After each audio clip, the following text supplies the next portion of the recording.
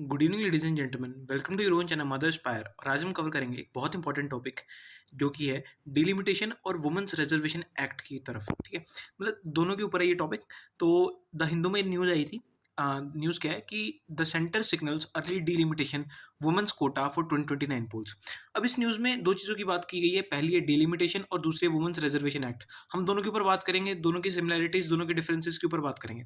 सबसे पहले हमें पता होना चाहिए कि 2023 में 106 अमेंडमेंट के तहत 1/3 सीट्स रिजर्व कर दी गई थी वुमेन्स के लिए पार्लियामेंट के अंदर। ठीक है, तो सबसे पहले क्या बात है कि 2023 में 106 अमेंडमेंट के तहत 1/3 सीट्स को वुमेन्स के लिए रिजर्व कर दिया गया था पार्लियामेंट में।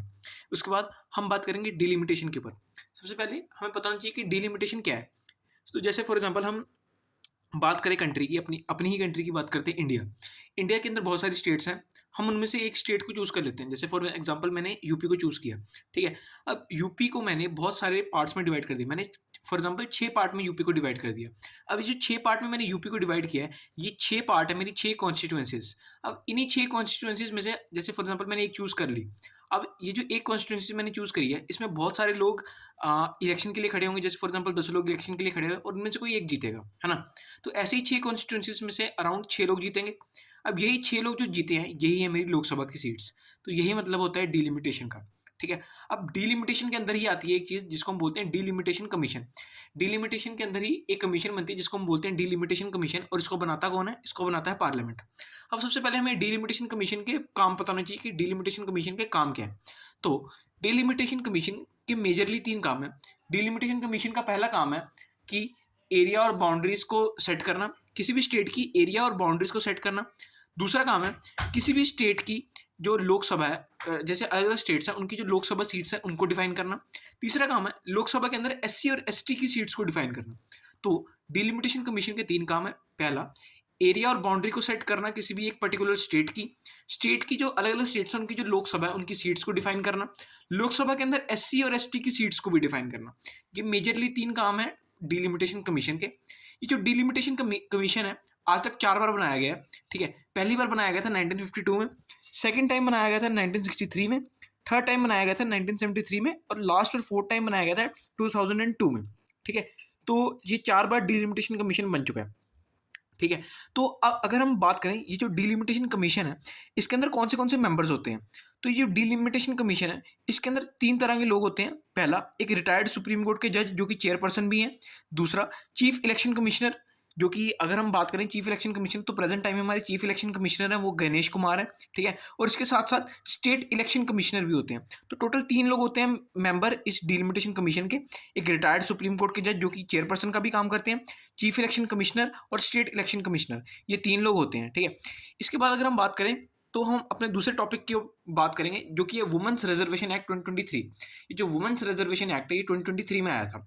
लेकिन उससे पहले ना हम एक बहुत इंपॉर्टेंट चीज़ को समझेंगे।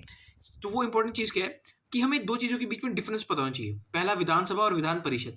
अब ये जो विधानसभा है इसको इंग्लिश में हम बोलते हैं लेजिस्लेटिव असेंबली, और ये जो विधान परिषद है इसको इंग्लिश में हम बोलते हैं लेजिस्लेटिव काउंसिल।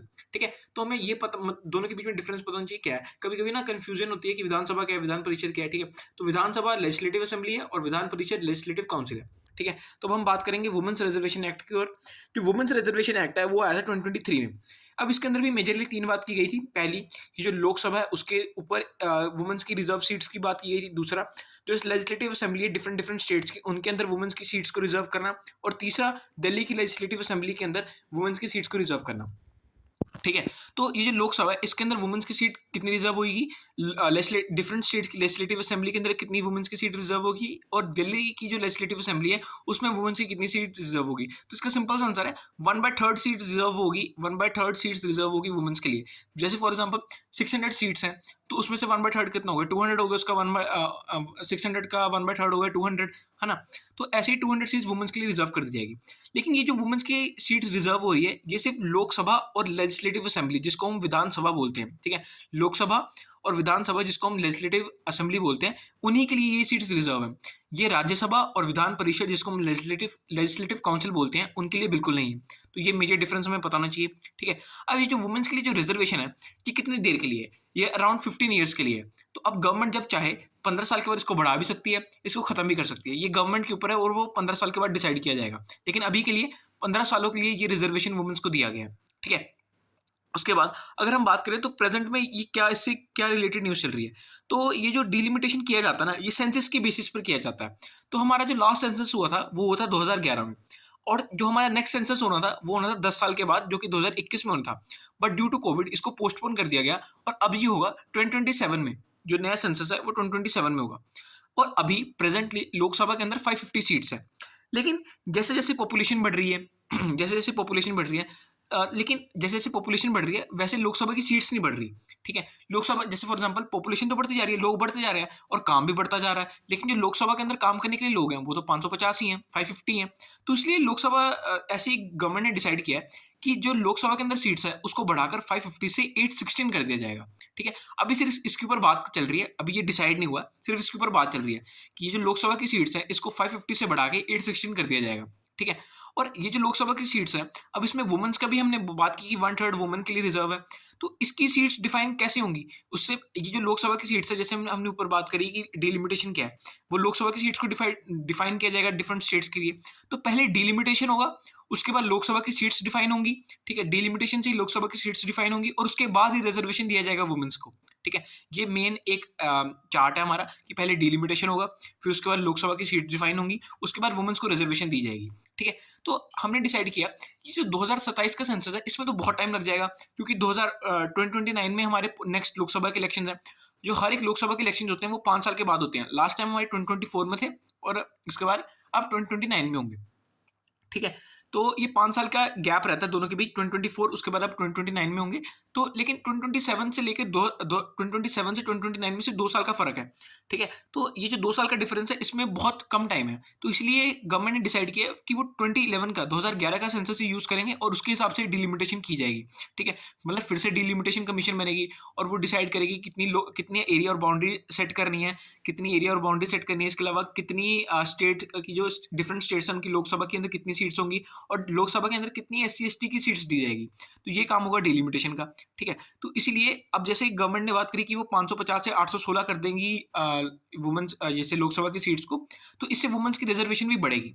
जैसे 816 का 1/3 वुमेन्स की सीट्स रिजर्व कर दी जाएंगी, तो उससे वुमेन्स की सीट भी बढ़ेगी, डिलिमिटेशन भी होगा, लेकिन वो 2011 के सेंसस के हिसाब से होगा। उसके बाद जो सीट्स लोकसभा की सीट्स डिफरेंट स्टेट्स को दी जाएगी, उन्हीं में से पहले तो 550 थी, तभी सीट्स कम थी, लेकिन अब बात करी जा रही है कि वो लोकसभा की सीट बढ़ाकर 816 हो जाएंगी, जिससे वुमेन्स की रिजर्वेशन भी बढ़ेगी।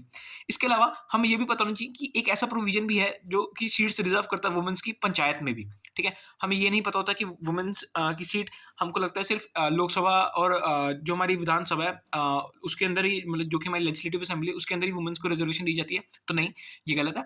हमें पंचायत के अंदर भी वुमेन्स की सीट को रिजर्व किया जाता है। उसके बाद हमने मेंबर्स के ऊपर बात कर ली कि कौन-कौन मेंबर थे डिलिमिटेशन कमीशन के। रिटायर्ड सुप्रीम कोर्ट के जज जो कि चेयरपर्सन की तरह काम करते हैं, चीफ इलेक्शन कमिश्नर जो कि प्रेजेंट टाइम में गणेश कुमार है, और स्टेट इलेक्शन कमिश्नर, ठीक है।